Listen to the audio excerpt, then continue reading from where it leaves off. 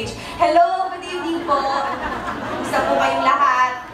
Nakakabastos po yung ginawa kanina, no? Ang gagalingin na Kyla tayo ang sinunod. Diba? Nag-tribute ngayon naman paano babae si Jonathan. Alam mo lang, isa nakaka-proud talaga kasi nakatrabaho din si Jonathan.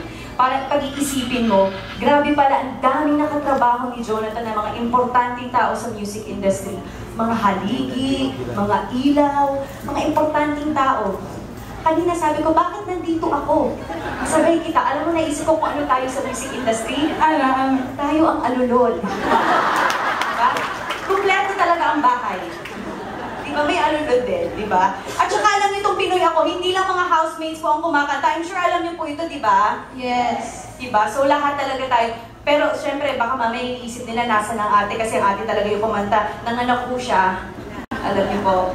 Nanganak siya, so ngayon ang kinakanta na rin niya, baby, baby, baby. Wala eh. Okay, Ate Alice, kahit ako narinig ko yung kantang Pinoy ako na LSSO, kaya wish ko ngayong Pasko ay magawan ako ng kanta ni Sir Jonathan dahil niya napakaganda ng mga ginagawa niyang kanta. Wow, ang galing naman ang Christmas wish mo sa kanya, inutusan mo siya. Okay ka din, bigyan nga ng review.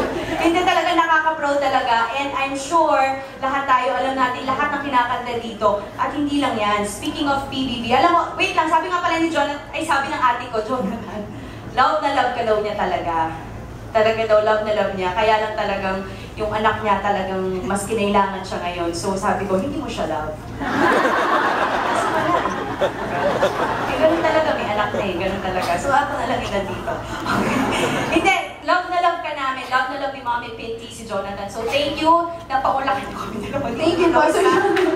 Nakadaan kami, mamaya, manonood pa kami, na si Tita Maru, super parental, super parental guardians. Manonood tayo.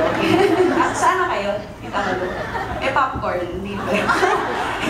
So ayun, speaking of PBB, Loisa, sino ba ang mga tumatak sa'yo sa PBB na housemates? Madami. Sabihin ko na, sa Milby. Ang galing mo talaga. Sinabi mo agad. Diba? Nagtatry ako mag-banter, wala. Gusto ko sanang mag-banter, mas matagal pa tayong makita, pero sinabi mo na, gawin na natin. Mga kapamilya, eto na po. Ladies and gentlemen, let's give it for the